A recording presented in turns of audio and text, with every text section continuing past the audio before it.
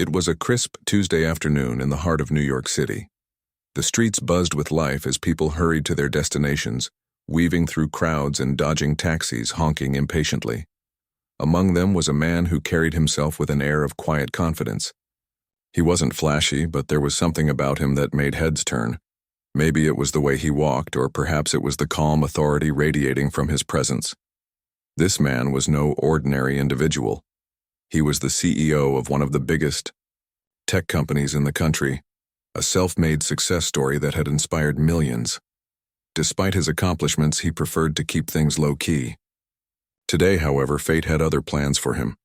He decided to stop by his local bank branch, a place he hadn't visited in years. It wasn't anything urgent, just a routine task. He needed to withdraw $50,000 to cover some immediate business expenses. For most people, this might have been a daunting amount, but for him, it was a drop in the bucket compared to the multi-million-dollar deals he handled daily. The bank itself was impressive. With its gleaming marble floors and polished counters, everything screamed professionalism. As he entered, the security guard greeted him politely, nodding as if recognizing someone important. Inside, the atmosphere was calm, almost serene, with soft murmurs filling the space. Customers stood in neat lines, waiting patiently for their turn at the teller windows. Feeling relaxed, he approached the counter and handed over his ID along with a slip requesting the withdrawal. The teller, a young woman in her mid-20s, smiled warmly and began processing his request. But then, something unexpected happened. A middle-aged man wearing a suit appeared out of nowhere. His badge identified him as a manager, though his demeanor lacked warmth. "Sir," he said curtly, interrupting the process. "We can't process this transaction without prior notice. There are protocols we need to follow." The CEO raised an eyebrow, surprised by the sudden roadblock. "Protocols?" he asked calmly, keeping his tone measured. "I'm a long-time customer here. I've never had issues withdrawing money before." The manager crossed his arms, looking unconvinced. "These are standard procedures, sir. Large withdrawals require approval from senior management." At first glance, it seemed like a reasonable explanation. After all, banks do have rules in place to prevent fraud. But something about the way the manager spoke felt off. His tone wasn't just firm, it was dismissive, almost challenging.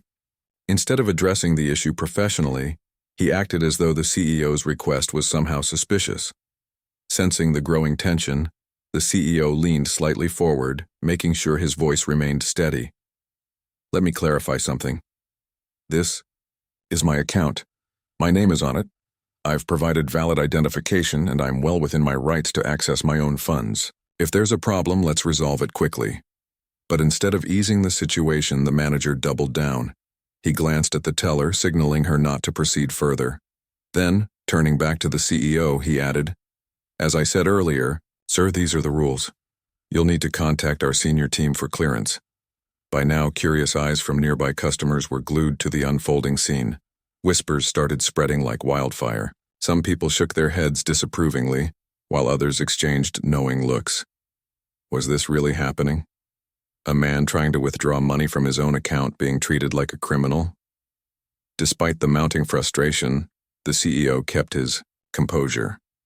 He knew better than to lose his temper in public. Instead, he asked to speak directly to the branch manager. Surely, someone higher up would understand the absurdity of the situation and put an end to it. Moments later, a woman in her late 40s emerged from behind closed doors. Her expression was unreadable as she introduced herself as the branch manager. She listened briefly to the CEO's explanation, nodded occasionally, and then turned to the junior manager. To everyone's astonishment, she agreed with him. "I'm sorry, sir," she said, barely meeting the CEO's gaze. "But we have to stick to our policies. We can't make exceptions, even for valued clients like yourself." Her words hit like a punch to the gut. Not only was she refusing to help, but she was also implying that he wasn't worth bending the rules for, not even once. The irony wasn't lost on anyone in the room. Here was a man who commanded respect in boardrooms across the globe, yet here he stood, powerless against petty bureaucracy. For a moment, silence hung heavy in the air. The CEO took a deep breath, letting the reality sink in. This wasn't just about money anymore. It was about dignity, respect, and the blatant disregard for his identity as both a customer and a human being. And unbeknownst to everyone watching, this seemingly small incident was about to spark a chain reaction that would change lives forever. The room felt tense, like a storm about to break. The CEO stood there, his patience wearing thin but his composure still intact. He had come to the bank for one simple reason, to withdraw money from his own account. But now it felt like he was fighting an uphill battle. Every word exchanged with the branch manager and the junior manager seemed to dig deeper into a hole of frustration. What should have been a quick transaction was turning into something far more complicated and personal. "I don't understand," the CEO said, his voice calm but firm. "I'm not asking for anything unusual here. I've been banking with you for years. I've followed all your rules. This is my money and I'm simply trying to access it. Why is this so difficult?" The branch manager adjusted her glasses, avoiding eye contact. She looked uncomfortable, like she wanted the situation to disappear. But instead of offering a solution, she repeated what the junior manager had already said. "Sir, these are the policies we follow. Large withdrawals require special clearance. It's nothing personal, it's just how things work." Nothing personal? The CEO almost laughed at that. How could it not be personal when he was being treated like someone who didn't belong? His mind raced with questions. Would they treat another customer, someone who looked different, maybe someone who fit their idea of success, the same way? Or was this about something deeper, something unspoken? He decided to test them. Pulling out his phone, he opened an email chain showing millions of dollars in ongoing deals between his company and the bank. "Look at this," he said, holding up the screen so they could see. "My business brings significant value to your institution. We're talking partnerships worth hundreds of millions, and yet today, you're refusing to let me withdraw $50,000 from my own account. Does that sound fair to you?" The junior manager shifted uncomfortably, glancing at the branch manager for guidance. Neither of them responded immediately. Instead, they exchanged awkward looks, clearly unsure of how to handle the situation. Other customers in the bank began whispering among themselves, some shaking their heads in disbelief. One elderly woman sitting nearby leaned over to her companion and muttered loud enough for others to hear, "This doesn't seem right. If he can prove it's his money, why won't they give it to him?" Her words echoed the growing sentiment in the room. People were starting to take notice, not just of the delay, but of the tone and attitude coming from the bank staff. But the managers weren't backing down. In fact, the junior manager stepped forward again, his tone firmer this time. "Sir, I understand your frustration, but the policy applies to everyone equally. There's no exception, regardless of who you are or what you do outside of this bank." The CEO stared at him, searching his face for any hint of sincerity. All he saw was defensiveness, a refusal to acknowledge the absurdity of the situation. It wasn't just about the money anymore, it was about respect. Respect for him as a person, as a customer, and as someone who deserved better than this dismissive treatment. He tried one last time, appealing directly to the branch manager. "Ma'am, I'll say it again. I'm not asking for special treatment. I'm asking for basic decency. You know who I am. You know my history with this bank. Is this really how you want to treat someone who has trusted you with their finances?" For a brief moment, it seemed like she might reconsider. She hesitated, her lips parting as if she were about to speak. But then she glanced at the junior manager and whatever resolve she had crumbled. "I'm sorry, sir," she said finally, her voice flat. "We can't make exceptions. That's just how it is." That was the breaking point. Something inside the CEO snapped, not violently but decisively. He realized that arguing further wouldn't change anything. These people weren't going to listen, no matter how logical or reasonable he was. They had already made up their minds, and nothing he said would sway them. Instead of raising his voice or making a scene, he took a step back.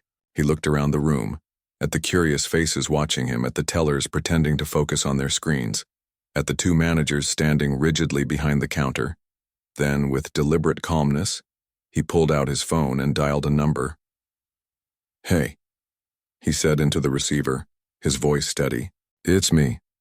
Listen, I need you to freeze all transactions involving our accounts with this bank, effective immediately. Yes, all of them, including the deals we've been working on. Let's redirect everything to another institution. I'll explain later." The silence that followed was deafening.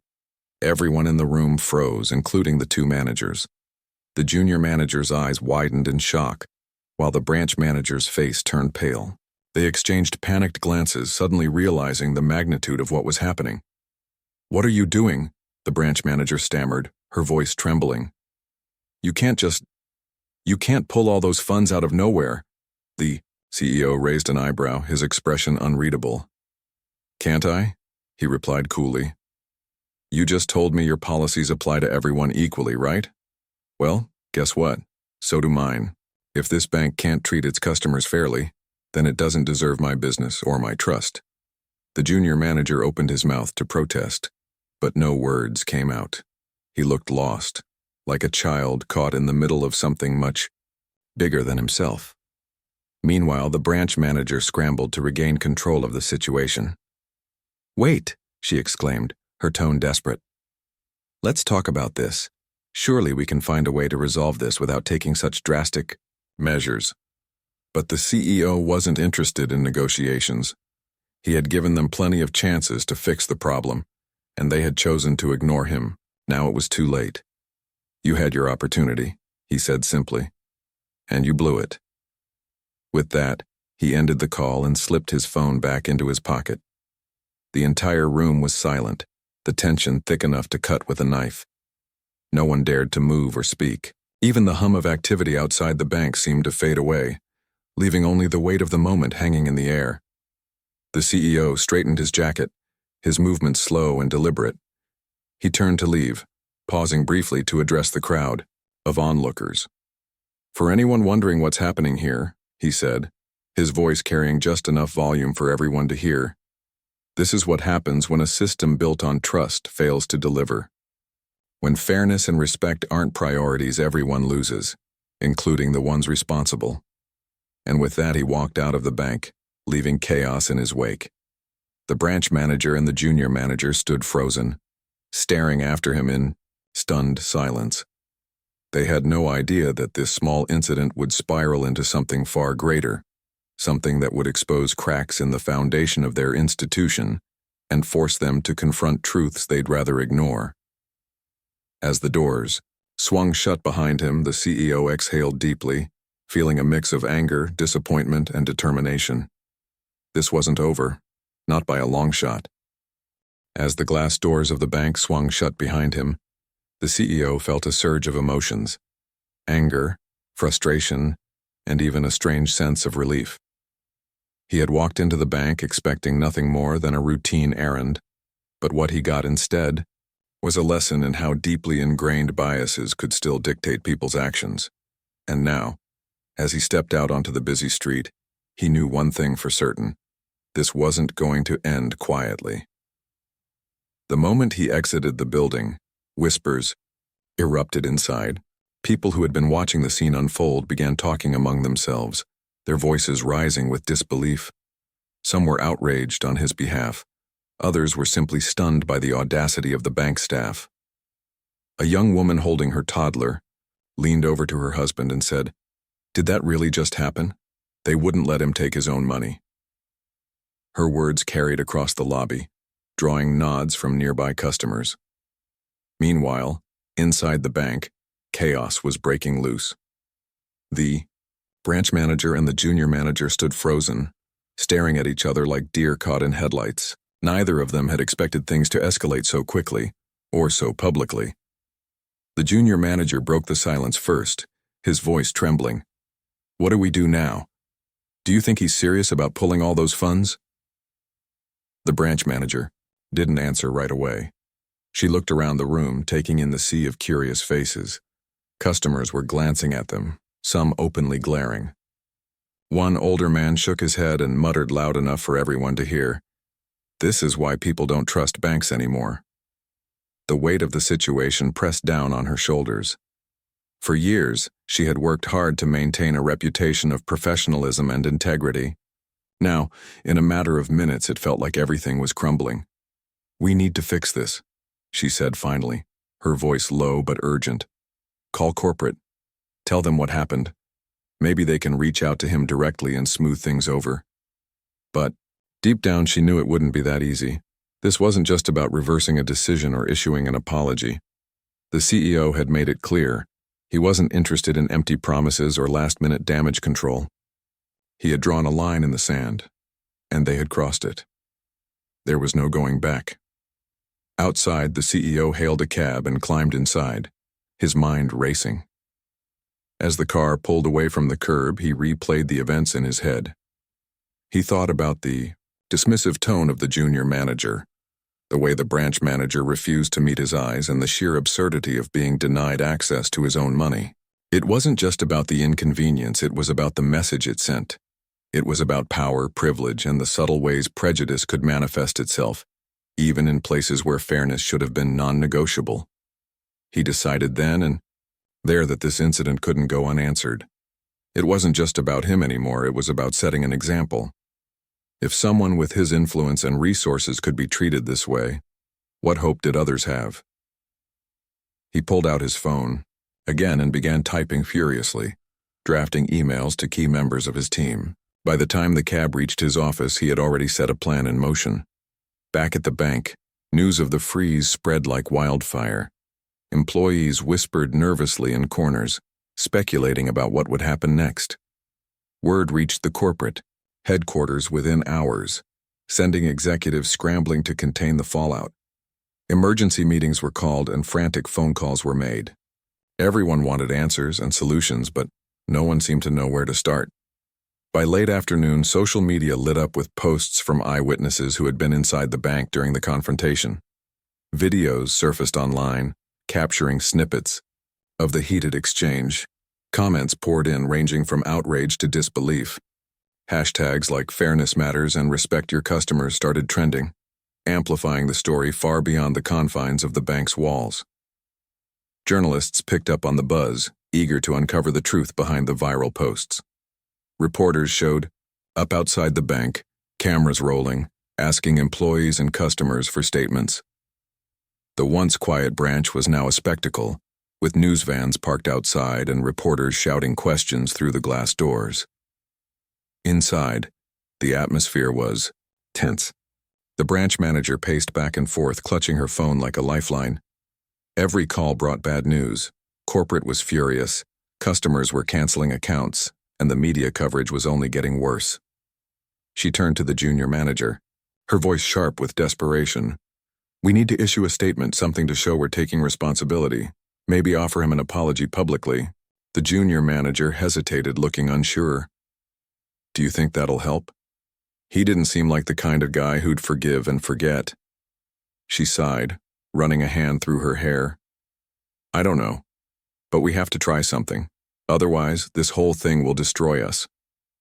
While the bank scrambled to salvage its reputation, the CEO sat in his office going over the details of his next move. He knew that freezing the funds was just the beginning. What mattered now was using this moment to drive real change, not just for himself, but for everyone who had ever faced similar treatment. He called a meeting with his leadership team, explaining the situation and outlining his vision. "This isn't just about me," he told them.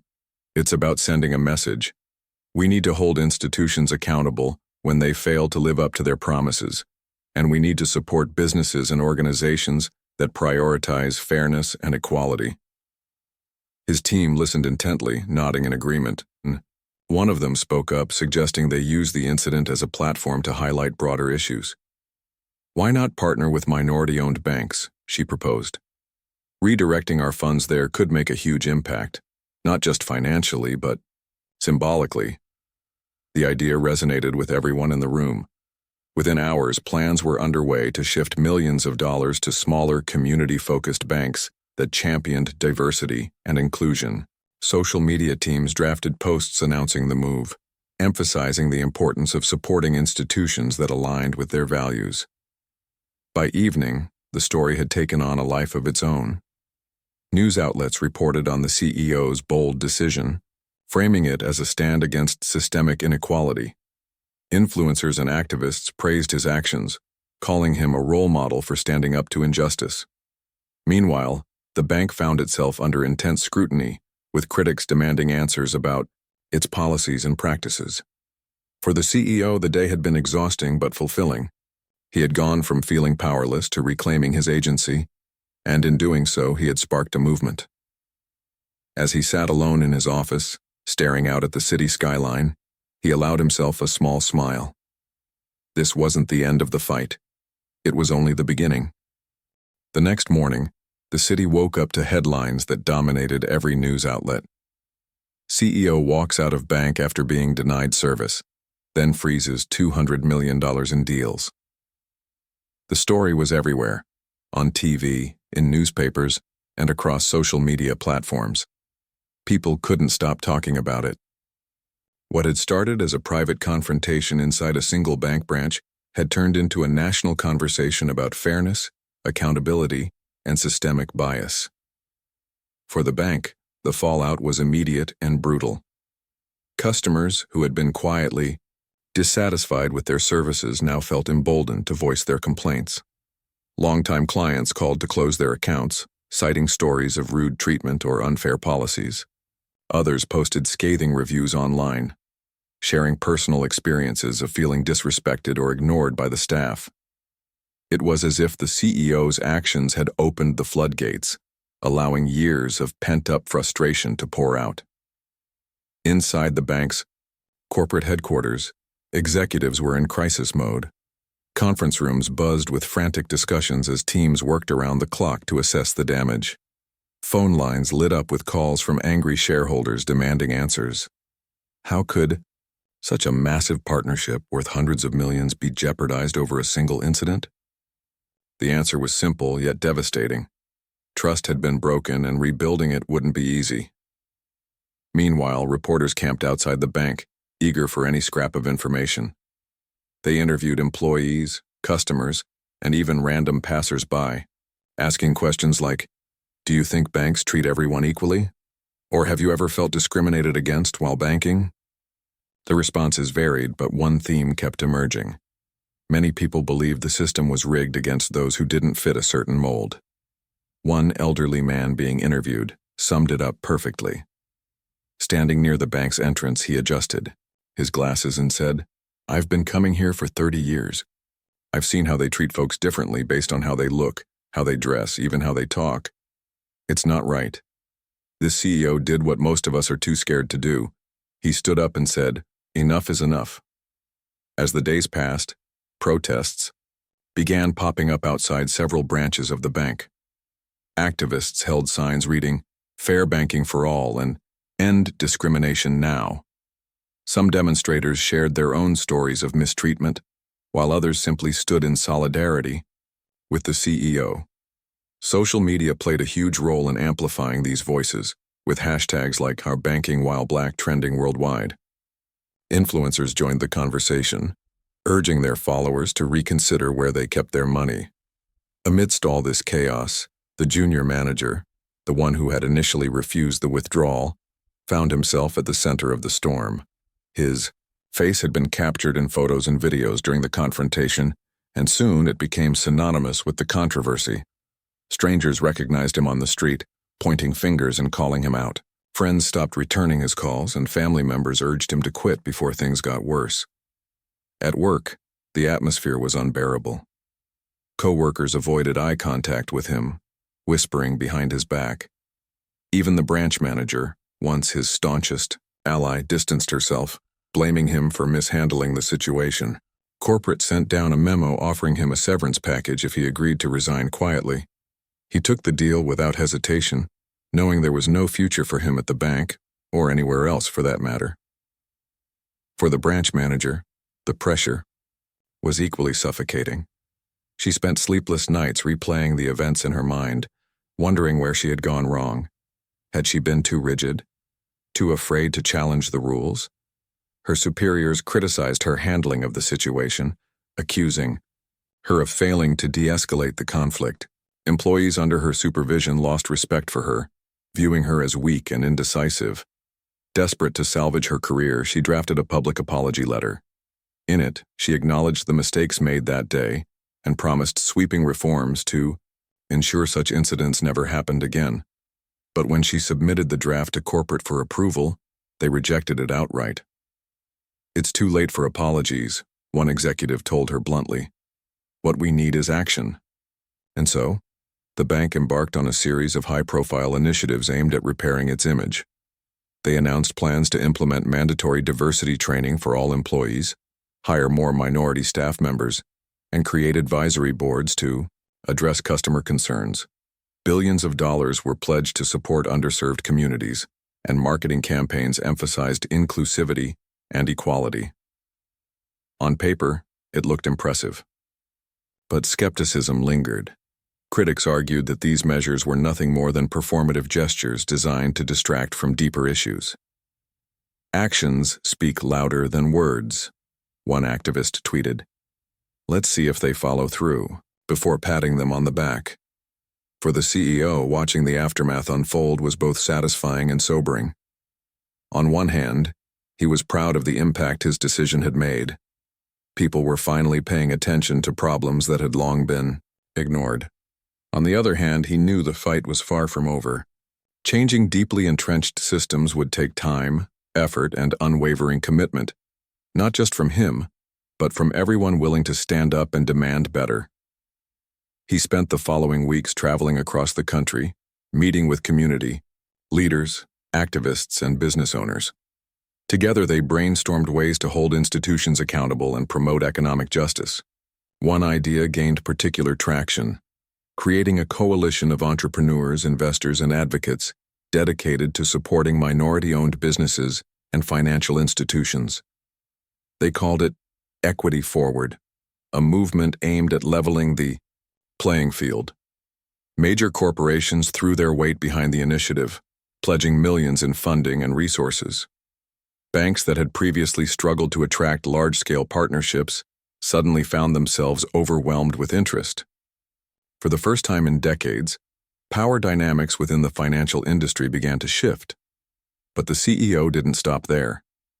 He used his platform to amplify marginalized voices, hosting town halls and panel discussions where ordinary people could share their experiences. Stories poured in from all corners of the country, some heartbreaking, others inspiring, but each one added fuel to the fire. Slowly but surely, the narrative changed. Conversations about race, privilege, and inequality moved from the sidelines to the forefront, forcing society to confront uncomfortable truths. Despite the progress, challenges remained. Not everyone supported the movement. Critics accused the CEO of grandstanding, claiming he was using the incident to boost his own profile. Others dismissed the coalition as impractical, arguing that real change required systemic reform rather than piecemeal solutions. But the CEO brushed off the negativity, focusing instead on the tangible results they were achieving. By the end of the month, the bank's reputation had taken a significant hit. Customer loyalty plummeted, and profits dipped sharply.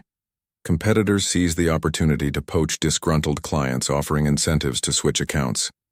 Some analysts predicted the institution might not survive the scandal unless drastic changes were implemented, and quickly. For the CEO, though, the outcome wasn't about revenge or punishment. It was about accountability. He wanted the bank, and others like it, to understand the consequences of their actions. If they truly valued their customers, they needed to prove it, not just through empty promises, but through meaningful change. As he reflected on everything that had transpired, he realized something important. This wasn't just his victory. It belonged to everyone who had ever been treated unfairly because of who they were. And while the road ahead would undoubtedly be difficult, he knew one thing for certain: the world was watching, and it was ready for change. The movement sparked by the CEO's bold actions grew bigger than anyone could have imagined. What started as a personal stand against injustice had evolved into something much larger: a rallying cry for fairness, accountability, and systemic change. People from all walks of life joined the conversation. sharing their own stories of discrimination and frustration with institutions that claim to serve everyone equally, but often fell short. For the CEO, this newfound role as a leader in the fight for equity was both empowering and humbling. He hadn't planned to become the face of a nationwide movement, but he embraced it wholeheartedly. Every day his phone buzzed nonstop with messages, some congratulating him, others seeking advice, and still others simply thanking him for speaking up when so many others stayed silent. He made it a point to respond personally whenever possible, knowing how much those small gestures meant to people who felt unseen or unheard. One message stood out among the rest. It came from a young woman named Lisa, a college student working 2 jobs to pay her tuition. In her email, she wrote about being denied a loan despite having perfect credit because the bank said her income was too inconsistent. She explained how embarrassed and defeated she had felt walking out of that office, wondering if she'd ever be taken seriously. But then she saw the news about the CEO's confrontation with the bank, and it gave her hope. "You showed me that standing up for yourself isn't just okay, it's necessary," she wrote. "Thank you for reminding us that we deserve better." Reading. Lisa's words hit the CEO hard. It wasn't just about her. It was about all the Lisas out there, the ones fighting battles no one else saw, the ones carrying burdens heavier than they should have to bear. He realized that his platform wasn't just an opportunity, it was a responsibility. And so he doubled down on his efforts, vowing to use every resource at his disposal to create real, lasting change. He began organizing town hall meetings across the country, inviting community members, activists, and business leaders to come together and discuss solutions. These events weren't just lectures, they were conversations. Attendees shared their experiences openly, sometimes tearfully recounting moments of bias or neglect they had endured. One elderly man spoke about being turned away from a bank decades ago because of the color of his skin, while a single mother described struggling to get approval for a mortgage despite having stable employment. Each story added another layer to the broader narrative, painting a picture of a system riddled with cracks. But these gatherings weren't just about airing grievances, they were also about brainstorming solutions. The CEO encouraged participants to think creatively about how to hold institutions accountable. Ideas flowed freely, creating watchdog groups to monitor banks' practices, launching educational campaigns to teach financial literacy, and even establishing independent review boards where customers could file complaints without fear of retaliation. Every suggestion was met with enthusiasm, and slowly but surely, a roadmap for change began to take shape. One idea, in particular, gained traction quickly: redirecting resources toward minority-owned banks. These smaller institutions had long been overshadowed by their larger counterparts, yet they played a crucial role in supporting underserved communities. By shifting funds to them, not only would businesses like the CEOs help level the playing field, but they would also send a powerful message to bigger banks that loyalty had to be earned, not assumed. The CEO wasted no time putting this plan into action. Within weeks, his company announced partnerships with several minority-owned banks, pledging millions in investments and deposits. Social media lit up with praise, and other corporations followed suit, eager to align themselves with the growing movement. For the first time, these smaller banks found themselves overwhelmed, not with challenges but with opportunities. New clients flooded in, drawn by the promise of fair treatment and genuine support. Back at the embattled bank, the pressure mounted. Despite their public pledges to reform, skepticism lingered. Many doubted whether the changes they promised would actually materialize, or if they were merely lip service designed to quell criticism. Employees whispered nervously in break rooms, unsure of what the future held. Some feared layoffs as profits continued to decline, while others worried about backlash from customers who remained loyal despite the controversy. Corporate executives scrambled to regain control, rolling out new policies aimed at addressing bias and improving customer service. They hired consultants to conduct diversity training sessions, revamped hiring practices to prioritize inclusivity, and launched marketing campaigns highlighting their commitment to equality. Billboards went up around major cities featuring slogans like Fair banking starts here, and your trust matters most. At first glance, it seemed like progress, but beneath the surface, old habits died hard. Employees reported feeling pressured to meet unrealistic quotas, leading some to cut corners in ways that undermined the very reforms they were supposed to champion. Customers noticed, too, with many complaining that the changes felt superficial. "They're trying to fix things on paper," one frustrated client told a reporter, "but nothing has really changed inside." Meanwhile, the CEO kept pushing forward. He knew better than anyone that true transformation took time and effort. It wasn't enough to call out problems. You had to actively work to solve them. That's why he focused not just on exposing flaws but on building bridges. He reached out to leaders in industries beyond finance, urging them to join the cause. Tech companies, healthcare providers, and even retail giants answered the call, pledging to examine their own practices and root out inequities wherever they existed. As momentum built, the CEO found himself thrust further into the spotlight. Media outlets clamored for interviews, eager to hear his thoughts on everything from workplace diversity to economic justice. When asked about the risks of taking such a high-profile stance, he shrugged it off. "If you see something wrong and you have the power to do something about it, you don't hesitate," he said during one televised appearance. "This isn't about me. It's about creating a world where everyone gets treated fairly, no matter who they are." His candor resonated deeply with viewers, earning him widespread admiration. Yet not everyone applauded his efforts. Critics accused him of grandstanding, claiming he was using the incident to boost his own profile. Others dismissed the coalition as impractical, arguing that real change required systemic reform rather than piecemeal solutions. But the CEO brushed off the negativity, focusing instead on the tangible results they were achieving. Slowly but surely, progress became undeniable. Minority-owned banks reported record growth, fueled by an influx of new clients and partnerships. Activist groups celebrated victories big and small, from policy changes at major corporations to increased representation in leadership roles. Even competitors began adopting similar initiatives, recognizing that the tide of public opinion had shifted, and there was no turning back. Through it all, the CEO remained grounded, drawing strength from the countless individuals who reached out to share their gratitude. Messages poured in daily, each one reinforcing his belief that the fight was worth it. Whether it was a teenager inspired to pursue a career in activism or a retiree moved to tears by his courage, these connections reminded him why he had stepped up in the first place. By the end of the year, the landscape looked markedly different. The scandal that had once threatened to destroy the bank now served as a catalyst for change, not just within that institution, but across entire industries. For the CEO, though, the journey was far from over.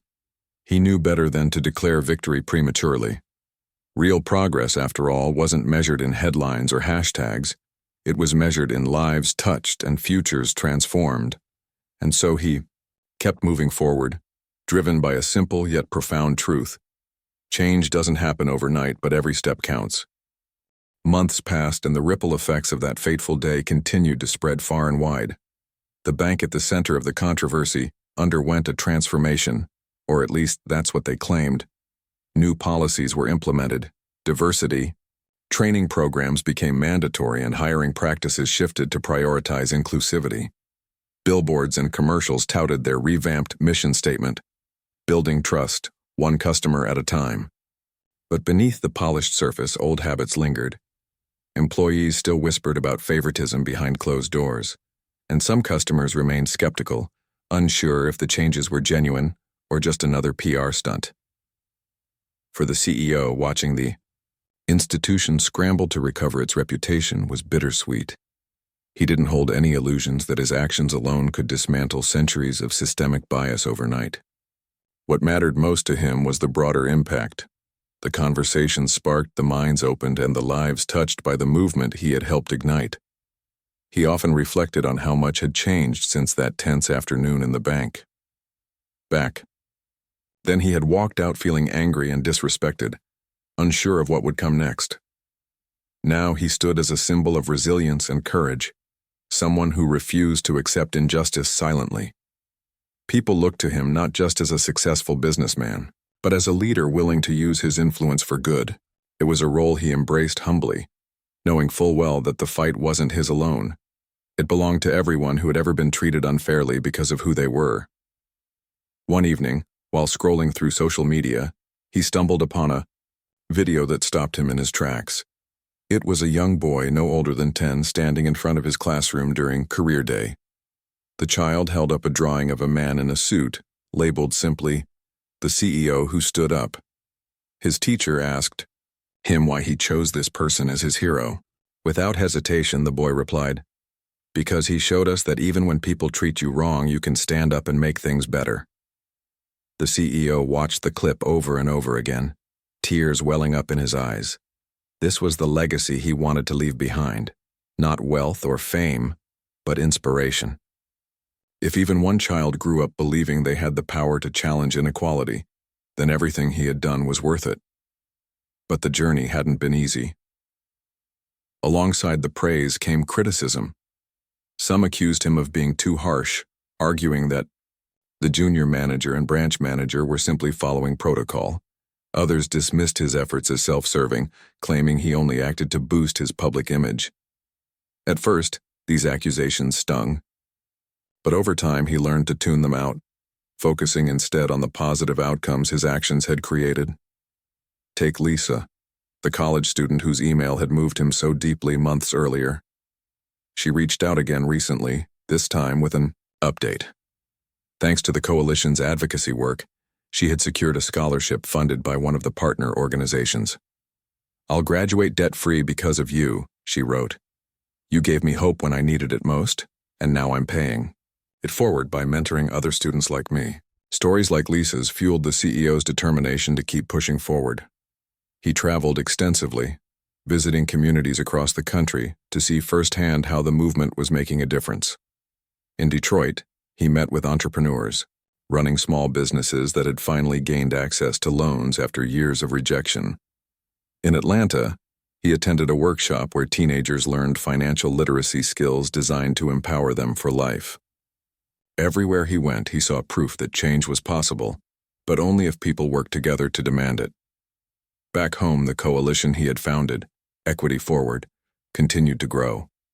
What started as a grassroots effort had blossomed into a nationwide network of activists, business leaders, and everyday citizens committed to creating a fairer, more equitable society.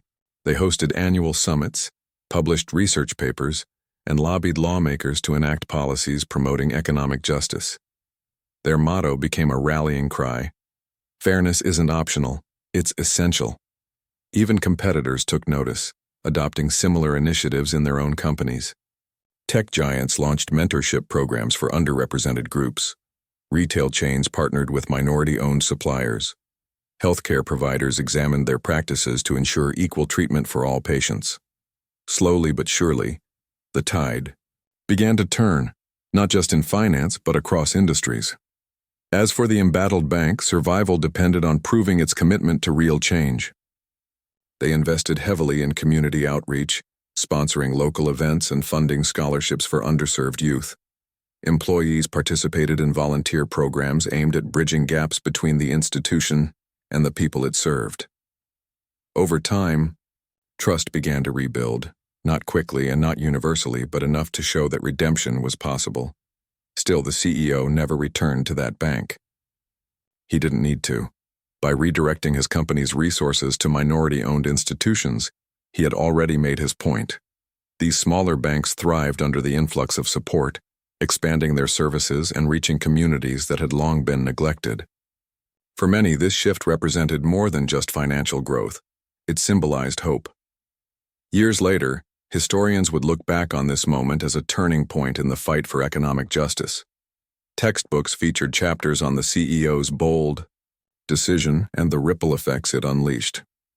Business schools included case studies analyzing the incident, highlighting the importance of integrity and accountability in leadership, and ordinary people passed down the story as a reminder that standing up against injustice could spark movements larger than anyone imagined. For the CEO himself, though, the greatest reward wasn't recognition. It was connection. Every handshake, every hug, every heartfelt thank you reminded him of why he had taken that stand in the first place. He knew the road ahead would always be challenging, paved with obstacles and setbacks, but he also knew that progress was cumulative. Each step forward, no matter how small, brought the world closer to a future where fairness wasn't the exception. It was the rule.